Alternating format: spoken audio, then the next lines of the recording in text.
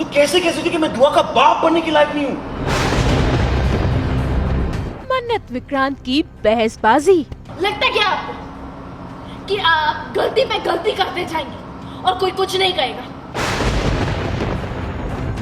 दुआ को लेकर माँ और पिता में तकरार। क्या घटिया बात की, बोलो। क्या बोला कि वो तुमको और दुआ को मुझसे दूर लेके जाना चाह रहा है? गलत गलत बोला, बोलो। किससे मिलेगी दुआ की कस्टडी? दुआ की जिंदगी से जुड़ा हर फैसला मैं लूंगी। दुआ की माँ मैं हूँ, ये बात यहाँ सब अच्छी तरीके से समझ लो। कलर्स टीवी के सीरियल मन्नत में भाई कोर्ट से घर आने के बाद शुरू हो गई है मन्नत और विक्रांत में बहसबाजी, जहां ये दोनों ही एक दूसरे पर इल्जाम लगा रहे हैं। भाई मन्नत नहीं चाहती कि दुआ विक्रांत के साथ रहे और विक्रांत चाहता है कि मन्नत और दुआ दोनों उसके साथ रहे और धैर्य का चैप्टर इनकी लाइफ से खत्म हो जाए। तभी तो देखिए कैसे इन दोनों के बीच देखने को मिल रही है कहासुनी। कोर्ट में सबके सामने मेरे बारे में ऐसे कैसे बोल सकती हो तुम? उस दिन शादी के दिन जो कुछ भी होता मैंने जानबूझ के नहीं किया था, राइट? तो कैसे कह सकती हो कि मैं दुआ का बाप बनने के लायक नहीं हूं? क्या गलत कहा मैंने? हाँ?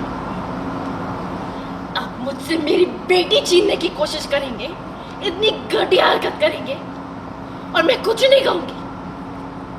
लगता है क्या आपको? मुझे ना आप पर इतनी बार भरोसा नहीं है, और इतने दिनों में जो थोड़ा बहुत भरोसा हुआ भी था वो तोड़ दिया आपने। क्या लगता है? लगता क्या आपको कि आप गलती पे गलती करते जाएंगे और कोई कुछ नहीं कहेगा? मैं कुछ नहीं कहूंगी, बस आपकी गलतियों को माफ करते जाना है। आपके लिए रेड कारपेट बिछा देना है ताकि आपकी लाइफ आसान हो जाए, बाकी हम सबकी जिंदगी बाढ़ में जाए। मैं अपनी बेटी आपको नहीं सौंपूंगी, नहीं सौंपूंगी। ने अपने भाई के खिलाफ इतनी घटिया बात, क्या घटिया बात की? क्या घटिया बात की, बोलो। क्या बोला कि वो तुमको और दुआ को मुझसे दूर लेके जाना चाह रहा है? गलत गलत बोला, बोलो। ऐसे में इनके बीच नीतू आ जाती है, जो दोनों की इस उलझन को सुलझाने की कोशिश करती है। लेकिन भाई नीतू सुलझाने की बजाय बातों को और ज्यादा उलझा देती है।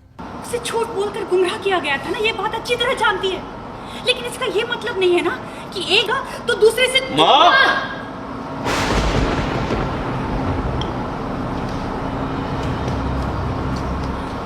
माँ, आप ऐसा नहीं कह सकती है।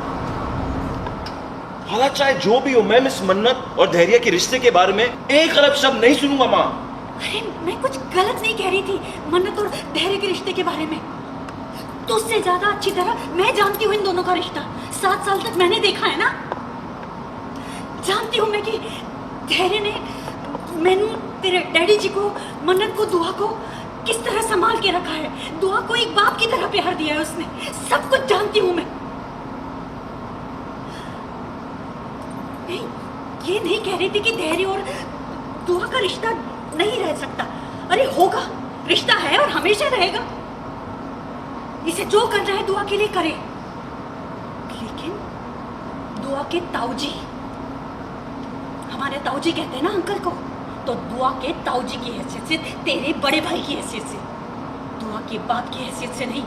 दुआ की जिंदगी से जुड़ा हर फैसला मैं लूंगी। दुआ की माँ मैं हूँ, ये बात यहाँ सब अच्छी तरीके से समझ लो।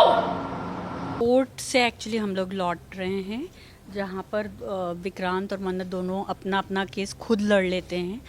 और विक्रांत कहता है कि मुझे तो पता ही नहीं था कि मेरी बेटी है भी, और वो धैर्य के ऊपर ब्लेम करता है कि धैर्य नहीं चाहता है कि दुआ और मन्नत मेरे साथ में रहें, ऐसा वो कोर्ट में कहता है।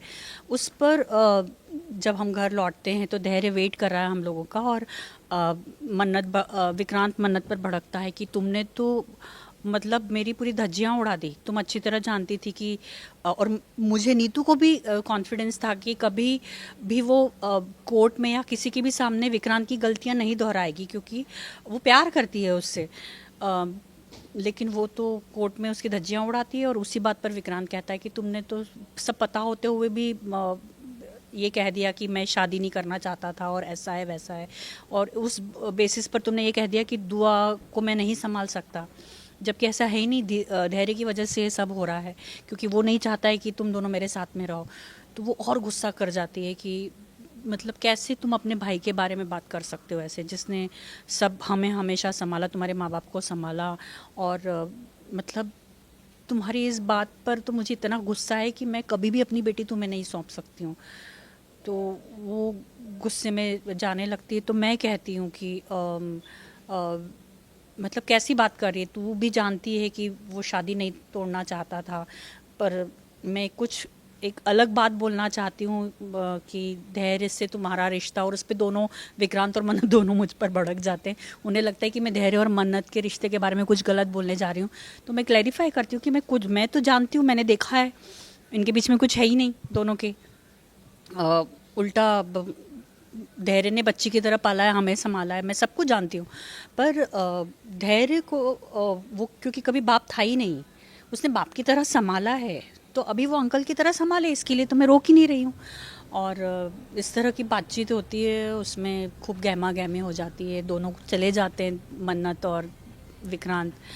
मैं विक्रांत को आश्वासन देती हूँ कि तू सब्र रख, वो तेरे साथ रहना चाहती है और दोनों बहुत जल्दी तेरे साथ होंगे। भाई मन्नत तो यहाँ से गुस्सा होकर चली जाती है, लेकिन देखिए कैसे नीतू अपने बेटे के सामने आंसू बहा रही है। भाई वो तो उसे बस यही दिलासा दे रही है कि मन्नत का गुस्सा बहुत जल्द शांत हो जाएगा और तुम्हारा परिवार पूरा हो जाएगा। इतना ही नहीं, वो धैर्य से ये भी कहती है कि वो उसकी कोई भी चाल कामयाब होने नहीं देगी, और धैर्य का ये सपना कि वो मन्नत और दुआ के साथ रहे, उसे भी पूरा नहीं होने देगी। मुंबई से रोशनी विश्वकर्मा के साथ ब्यूरो रिपोर्ट।